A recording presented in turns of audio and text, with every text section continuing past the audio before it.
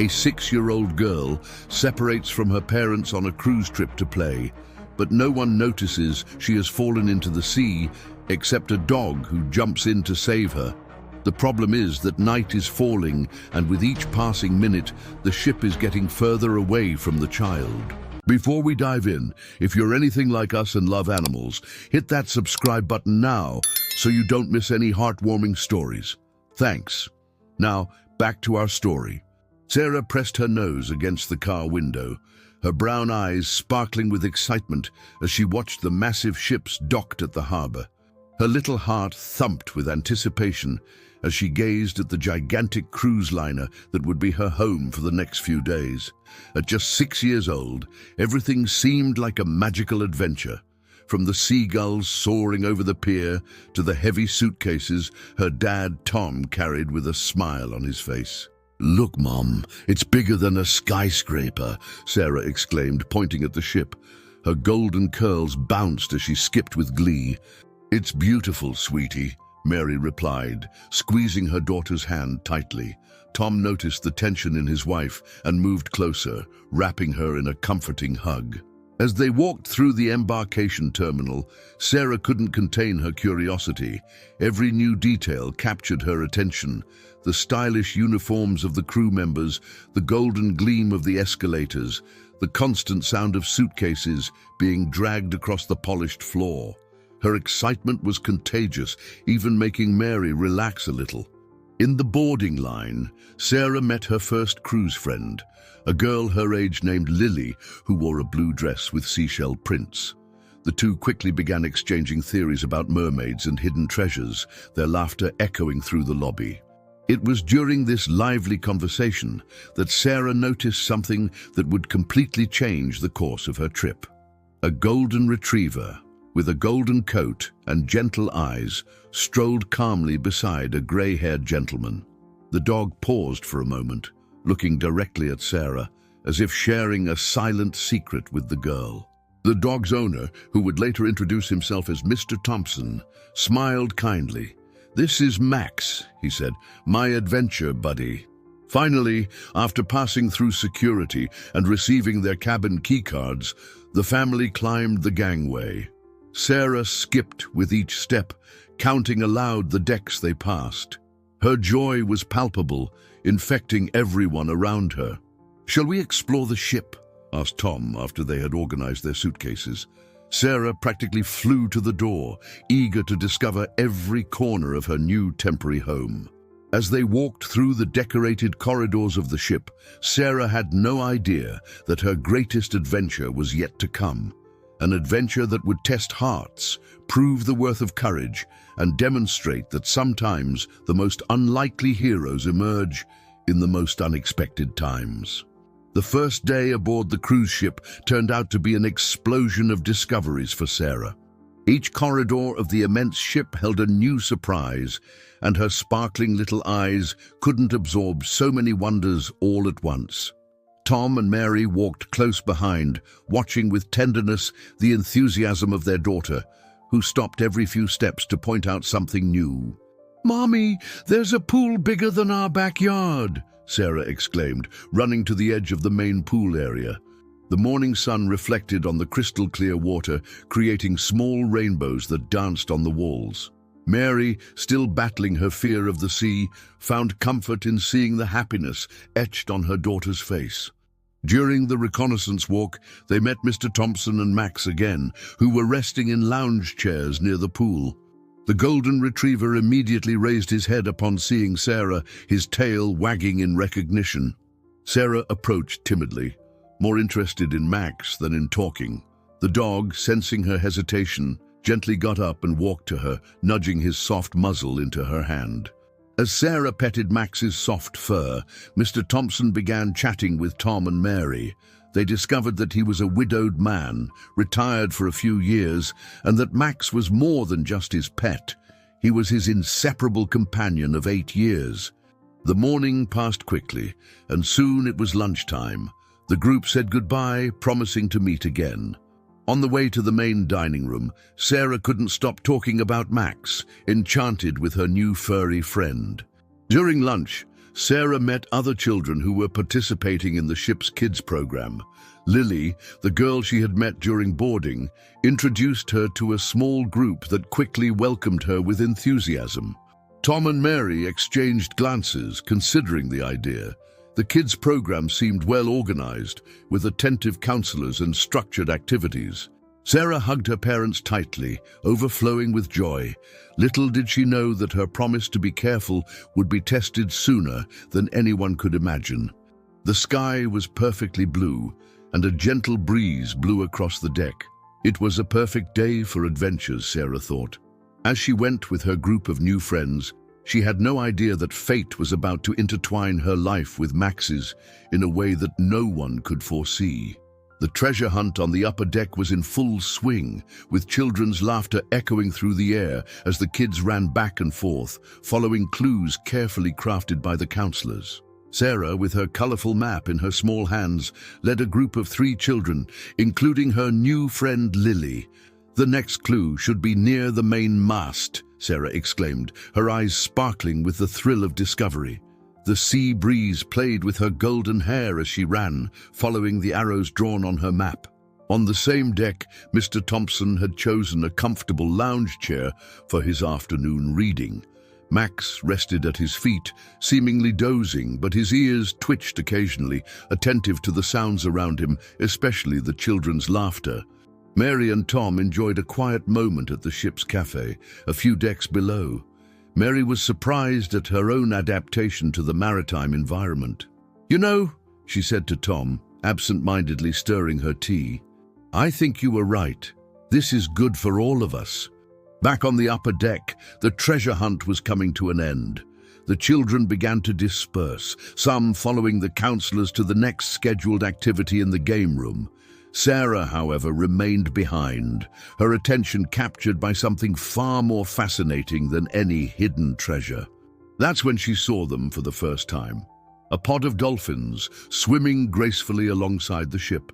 Their silvery bodies shimmered in the afternoon sun, surfacing and diving in the blue waters in a mesmerizing dance. Sarah stood, transfixed. The girl approached the railing, her eyes fixed on the dolphins that seemed to play with the waves created by the ship. They jumped and twirled as if putting on a private show for her. Sarah, completely fascinated by the marine spectacle, pressed herself against the railing. The spaces between the bars, designed to ensure the safety of passengers, were too small for an adult to pass through, but for a small, slender child like Sarah. Max stood up completely now, his muscles tensed, as if sensing the imminent danger.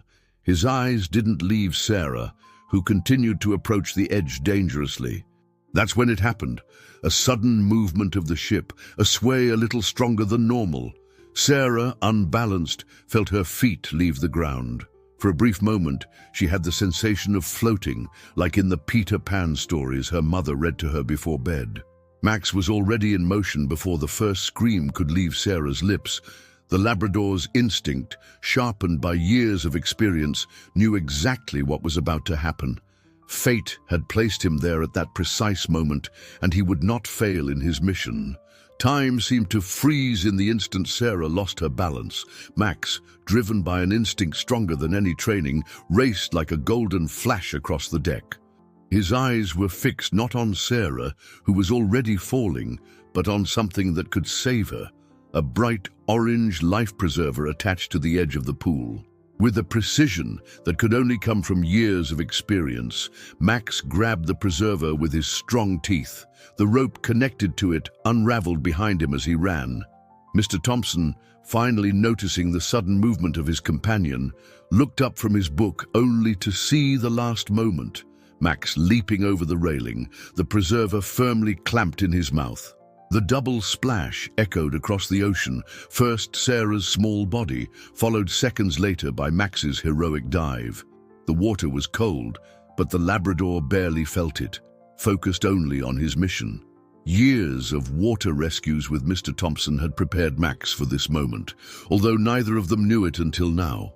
Sarah emerged from the salty water, coughing and flailing her arms in panic. The floral dress that her mother had chosen so carefully that morning floated around her like petals in the water.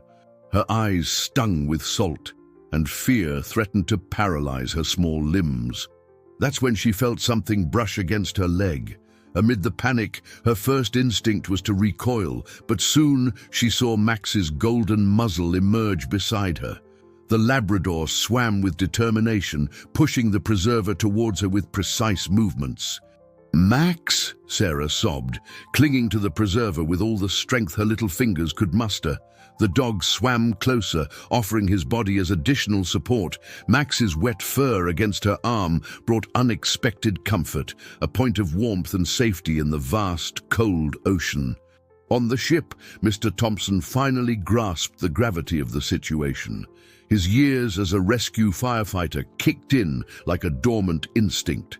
"Man overboard!" His cry reverberated across the deck, his voice trained for emergencies, cutting through the air like a siren. But the ship was large and its speed considerable. With each passing second, the distance between it and the two castaways increased. Mr. Thompson watched helplessly as his faithful companion and little Sarah turned into smaller and smaller specks in the blue vastness.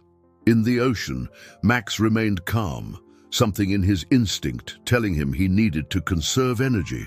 He swam in slow circles around Sarah, keeping her safe and warm.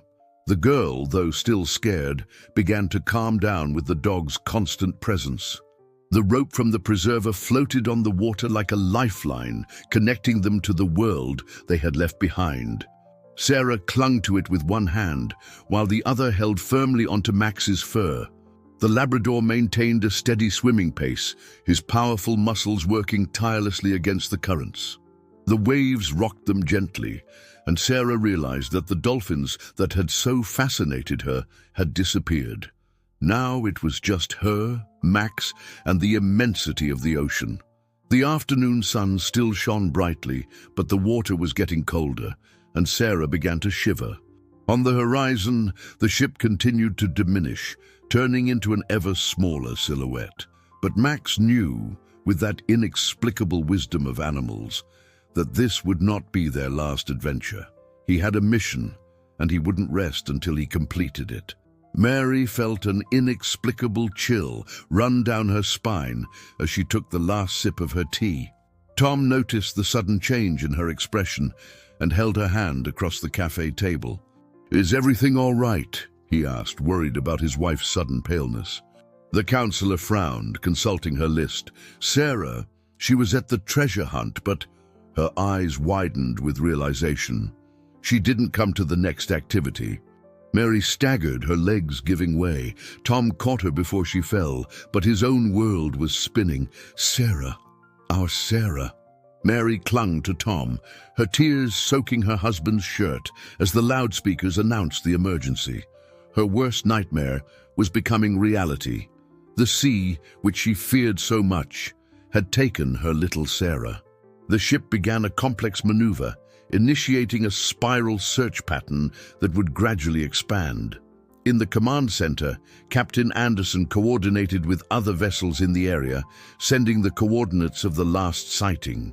"No!" interrupted Mary, an unexpected strength in her voice. "Don't you dare say we can't find her. My daughter is out there and she's coming back to me." The following hours were a blur of frantic activity. Helicopters were deployed, rescue boats cut through the waves in all directions, and every pair of eyes on the ship scanned the horizon for any sign of Sarah and Max. "She's strong," she murmured repeatedly like a mantra. "My Sarah is strong and Max is with her. They'll make it." As night approached, bringing with it the darkness they feared so much, a silent certainty grew among everyone on board. This would be a race against time, a battle against the odds that could only be won with a mixture of skill, courage, and perhaps a small miracle. The sun began its descent on the horizon, and Sarah felt the cold increasingly seeping into her bones, despite the comforting warmth of Max beside her. The orange preserver had become her small refuge in the middle of the blue immensity, and the girl's arms already ached from the effort of holding on to it. "Max," she whispered, her voice trembling, "do you think Mommy is very worried?" Sarah noticed that the sky was changing color, taking on orange and pink hues that in any other circumstance would have been beautiful. But now, each minute of fading light brought with it a new wave of fear. The Labrador maintained a steady swimming pace, alternating between circling Sarah and pressing against her to keep her warm. Years of training with Mr. Thompson had taught Max about the importance of conserving energy and staying calm in emergency situations. Suddenly, a larger wave hit them, momentarily separating Sarah from the preserver.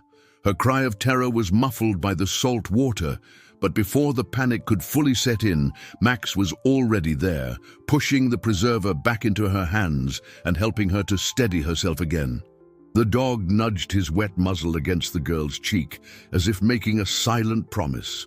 His eyes conveyed a clear message. "I'm here, little one. I'm not going anywhere." "Did you know I used to be afraid of dogs?" she confided, her voice small but determined. "But you're different, Max. You're special."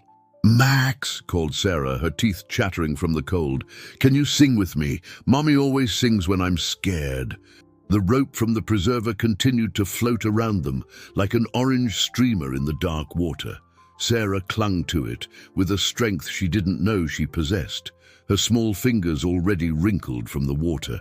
Max occasionally nipped at the rope as if to check its resistance. The sun was now dangerously close to the horizon, and Sarah struggled against the tiredness that was beginning to weigh on her limbs. Max perceived her exhaustion and swam even closer, offering his body as additional support. Max barked louder this time, a warning sound that startled Sarah, keeping her awake. The Labrador knew, by instinct and experience, that she needed to stay conscious. He began to swim in tighter circles around her, creating movement in the water to keep her alert. "Do you think they're looking for us by the stars, Max?" she asked, her voice increasingly faint. The Labrador responded with a confident bark, as if to say yes, they would soon be found. Night was coming, bringing with it new challenges. But Max had already made his decision. As long as there was strength in his muscles and air in his lungs, he would not give up on his little companion. The true test of his courage was just beginning. Night had completely settled over the ocean, transforming the world into a blanket of darkness punctuated only by the distant glow of the stars. On the search ship, Mr. Thompson remained on deck, his experienced eyes scanning the dark waters. Years of experience in nighttime rescues had taught him that darkness, though frightening, could sometimes be an ally. It was then that an old memory sparked in his mind like a glimmer of hope. Turning quickly to Captain Anderson, who was tirelessly coordinating the searches, Mr. Thompson spoke with renewed urgency. The captain hesitated for a moment, but something in the ex-firefighter's expression convinced him. With a nod, he ordered the engines to be reduced to a minimum. Silence gradually settled over the dark waters. The sound cut through the night like an arrow of hope, traveling over the waves. In the dark ocean, Max's ears perked up instantly upon recognizing the familiar call. Sarah, semi-conscious and shivering from the cold, felt the Labrador's body tense beside her. Max knew he needed to respond to the call, but he couldn't leave Sarah.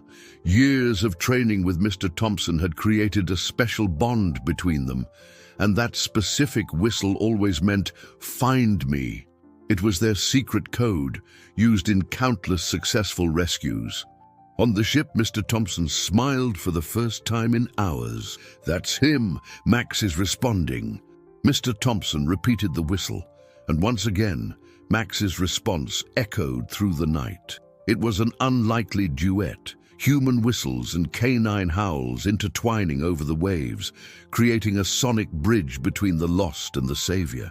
"Southeast direction, approximately 1¼ miles, announced one of the sonar technicians. The dog barked in confirmation without interrupting his series of howls. With each response from the ship, his eyes shone with more determination. He knew he needed to keep Sarah awake and continue signaling their position.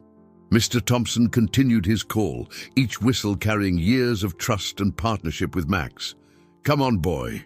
he murmured between whistles. "Bring her back to us." Sarah, fighting against the sleep that threatened to overcome her, began to sing softly, her voice joining Max's howls and the distant whistles. It was a symphony of hope in the middle of the ocean, a promise that the darkness would not last forever. The ship's beam of light sliced through the darkness like a golden sword, dancing over the waves as the vessel advanced cautiously. On the deck, Mr. Thompson maintained his ritual of whistling, increasingly frequent as Max's howls seemed to get closer. "The water temperature is dropping," warned Captain Anderson, consulting his instruments with concern. "We need to find them soon." "There!" shouted suddenly one of the sailors on the upper deck, pointing to a specific spot in the darkness. "I think I saw something reflecting." "It's them!" exclaimed Mr. Thompson, his voice choked with emotion. Max responded with a series of more intense barks, as if to confirm their location. The Labrador swam even closer to her, his body serving as a barrier against the waves that the ship began to create. His barks were now more frequent, more urgent, as if to say, "We're here, right here." Mary and Tom ran to the side of the ship, where the rescue boats were being prepared. Mr. Thompson joined them, still maintaining sonic contact with Max. Sarah saw the lights approaching and felt a surge of energy course through her exhausted body. "They came, Max. You did it. You saved us." Mary's heart almost stopped when the spotlight finally illuminated the entire scene. Her little Sarah clinging to the orange preserver with the immense golden Labrador swimming protectively around her. The image was both terrifying and miraculous. Max, seeing the boats approaching, began to swim in tighter circles around Sarah, creating a kind of protection zone against the waves. His eyes didn't leave the girl for a second, even when the rescuers began calling for them. The boats approached carefully, their engines reduced to a minimum so as not to create more agitation in the water. Max continued barking, now no longer as a cry for help, but as a guide for the rescuers, showing the best way to reach Sarah. The drama that had begun hours ago was about to have its outcome, but for all those involved, especially for a golden Labrador who hadn't hesitated to jump into the ocean to save an unknown child, the mission would only end when Sarah was safe in her parents' arms. The moment of rescue required a precision that only years of training could provide. The rescuers in the boats worked with calculated movements, aware that one mistake could be fatal. The dark water between them and their targets seemed to vibrate with tension. "Sarah, honey," called softly one of the rescuers, a calm-voiced man named Carlos. "I'm going to approach you now. Don't let go of the preserver, okay?" The first boat positioned itself against the current, creating a calmer area for the rescue. The second kept the spotlights fixed on the scene, transforming that small patch of ocean into an illuminated stage. The Labrador responded with a low bark, as if he perfectly understood his role in that delicate operation. His years of training with Mr. Thompson seemed to have prepared him exactly for this moment. "I'm coming, Sarah," he announced, swimming carefully. "Max is doing an amazing job protecting you." Carlos finally reached the perimeter that Max had established around Sarah. The Labrador, instead of moving away, adjusted his position to create a space for the rescuer, remaining still protective but cooperative. With infinite gentleness, Carlos wrapped Sarah with one arm while keeping the preserver stable with the other. Max swam around them as if supervising every movement. The transfer to the boat was a moment of peak tension. Carlos lifted Sarah carefully while other rescuers prepared to receive her. Max swam beside them the whole time, his eyes never leaving Sarah. "Incredible," murmured one of the rescuers, watching how the Labrador settled protectively next to the girl, his wet body offering additional warmth. Max, as if understanding the urgency, began to gently lick Sarah's face, keeping her conscious while the boat sped towards the main ship. The rescue operation had been a success, but everyone knew that the next minutes would be crucial. On the deck of the ship, the medical team was already waiting, ready to receive their small patient and her unlikely savior. The deck of the ship transformed into a hub of frantic activity as the rescue boats approached. The medical team waited with stretchers and equipment, while Mary and Tom remained embraced, their hearts racing in anticipation. When the first boat finally reached the ship, a momentary silence fell over the crowd that had formed. Sarah was wrapped in thermal blankets, with Max still faithfully by her side, both soaked but finally safe. Max surprised everyone once again, climbing the gangway with impressive agility, refusing to separate from Sarah even for a moment. Mr. Thompson watched proudly as his companion maintained his protective vigil. Dr. Elena, head of the medical team, immediately began her examinations. "We need to get her to the infirmary," she explained gently. "You can come along, of course." In the infirmary, a team already prepared initiated the procedures to treat hypothermia. Heated blankets were exchanged and a warm IV drip was prepared. Throughout the process, Sarah kept one hand clinging to Max's fur, as if he were her anchor to reality. Mr. Thompson, who was watching from the door, smiled softly. "It's not a miracle, Doctor, it's Max. He knew exactly what to do to keep her warm and safe." Gradually, color returned to Sarah's face. Her eyes, although tired, began to shine again when she finally managed to tell her story. The Labrador, upon hearing his name, perked up his ears and nudged his muzzle into Sarah's hand, drawing a tired smile from the girl. The infirmary, normally a place of silence and medical procedures, was filled with a different energy. It was as if everyone there could feel that they were witnessing something extraordinary, not just a rescue, but a special bond that had formed between a girl and a dog in the dark waters of the ocean. "Now I need everyone to let the patient rest a bit," announced Dr. Elena. Then, looking at Max, she added with a smile, "Except you, of course. I think you've already proven to be an essential part of the treatment." Mary and Tom kissed their daughter's forehead, promising to return soon. As they left the infirmary, they saw Sarah snuggling into the blankets, one hand still resting on Max's fur, who kept his faithful guard beside the bed. The following morning brought with it a bright sun that seemed to want to erase the terrors of the previous night. In the ship's infirmary, Sarah woke up slowly, blinking against the light that came through the small window. The first thing she saw was Max's golden muzzle still faithfully beside her bed. "Didn't you sleep, Max?" she asked softly, her voice stronger than the night before. The Labrador responded by raising his head and wagging his tail, his brown eyes shining with joy at seeing his protected one awake. "I'm fine, Mommy," replied Sarah, trying to sit up. "Just a little tired and hungry." Dr. Elena arrived to do her morning evaluation, surprising herself positively with Sarah's recovery. "Impressive," she murmured, checking the girl's vital signs. "Her temperature is completely normal now." Mr. Thompson sat on the edge of the bed, his face taking on a serious but gentle expression. "Sarah, honey, would you like to know why Max knew exactly what to do to save you?" "Well, before we retired, Max and I were part of a special water rescue unit," he began. "Max was trained from puppyhood to save people from the water.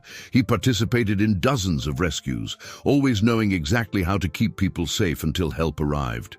Mary, who had remained silent, finally found her voice. "Mr. Thompson, how can we thank you? What Max did, what you both did."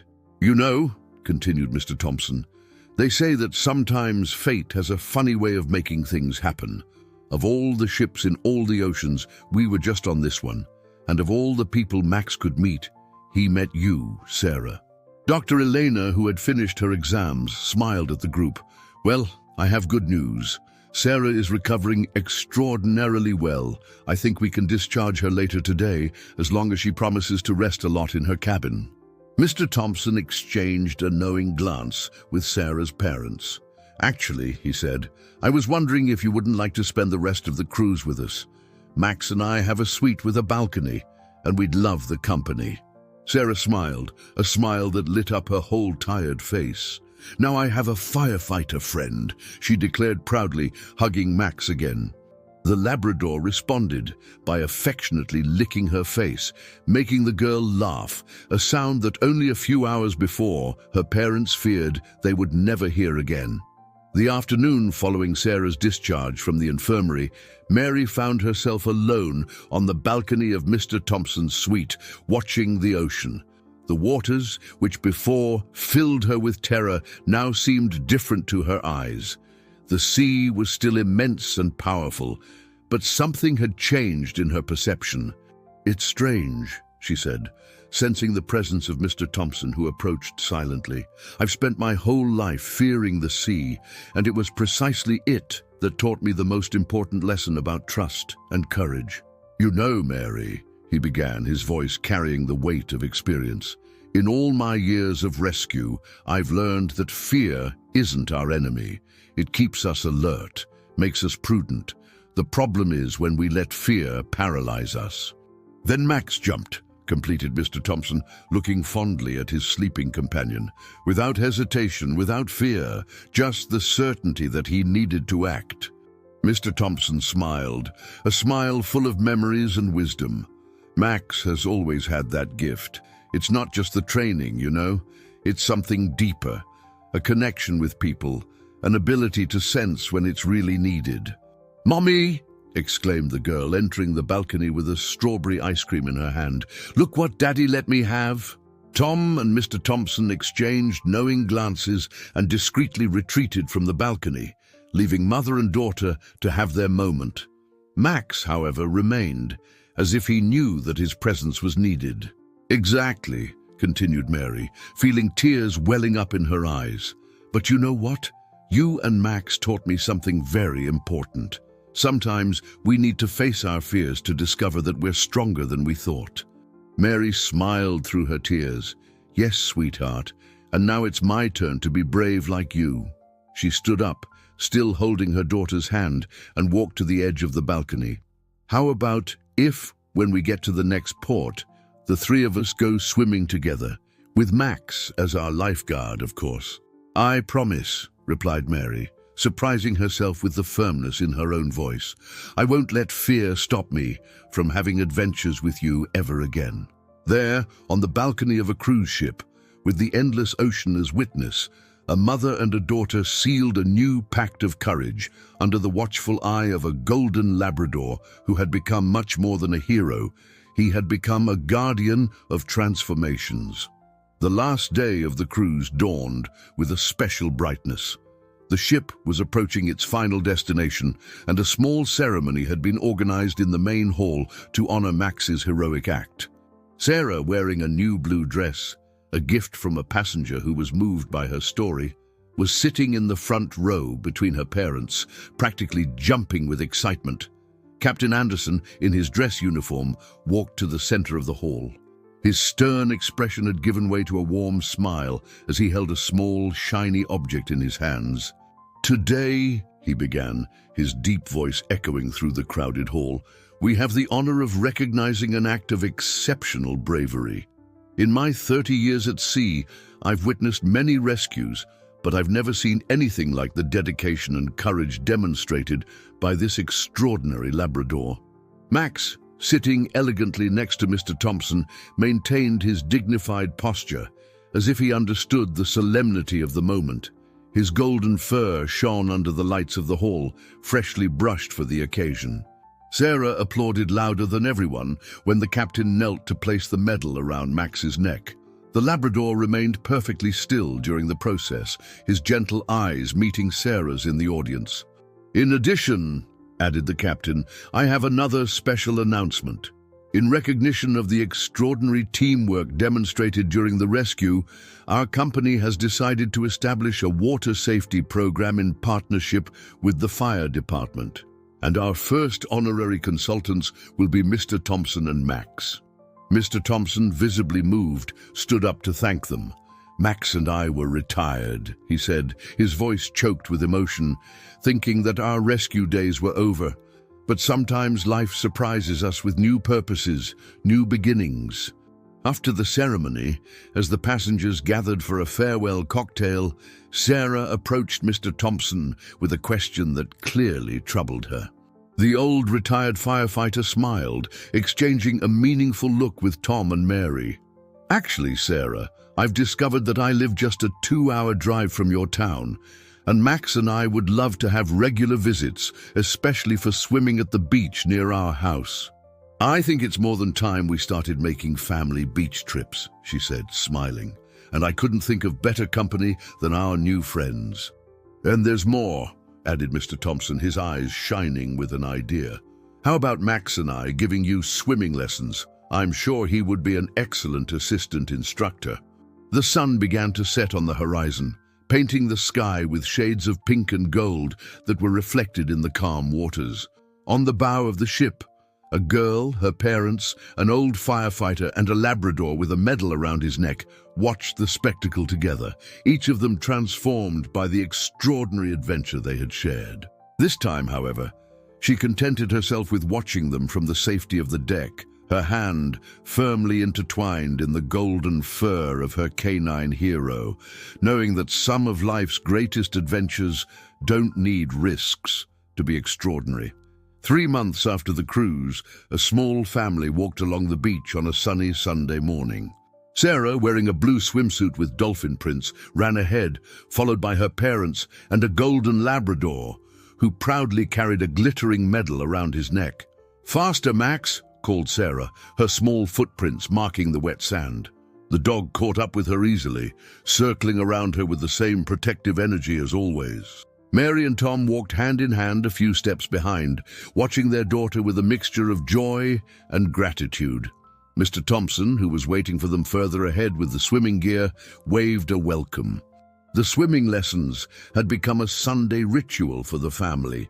Under the patient guidance of Mr. Thompson and the attentive supervision of Max, Sarah was becoming an increasingly confident swimmer. But the biggest transformation, everyone agreed, had happened in Mary. Mary smiled, remembering how her hands trembled when she touched the water for the first time. "It seems like it was in another life," she replied, adjusting her own swim cap. "Today," announced Mr. Thompson, "we're going to try something special." He took out of his bag an orange buoy, identical to the one Max had used in Sarah's rescue. That day's lesson was different. Mr. Thompson shared stories of his years of rescue, teaching simple but vital water safety techniques. Max demonstrated each technique with impressive precision, drawing enthusiastic applause from Sarah. "Well, think about the treasure hunt on the ship," he explained. "You were looking for clues and prizes, but you ended up finding something much more valuable, a special friendship, courage you didn't know you had, and an even stronger family." Tom hugged his wife, watching how she now looked at the ocean not with fear, but with respect and even affection. The sea, which once threatened to take her daughter, had actually given them much more than they ever imagined losing. Mr. Thompson smiled, proud of how his little student had understood one of life's most important lessons. "And do you know what the greatest treasure of all is?" he asked. Max barked softly, as if agreeing, his medal shining in the midday sun. The ocean stretched before them, no longer as a threat, but as a constant reminder that life's true treasures aren't always where we expect to find them. And so, under the bright sun of that Sunday morning, a family entered the waters of the ocean, no longer separated by fear, but united by courage, by love, and by the faithful presence of a golden Labrador who had taught them that the greatest acts of heroism are born from the purest acts of love.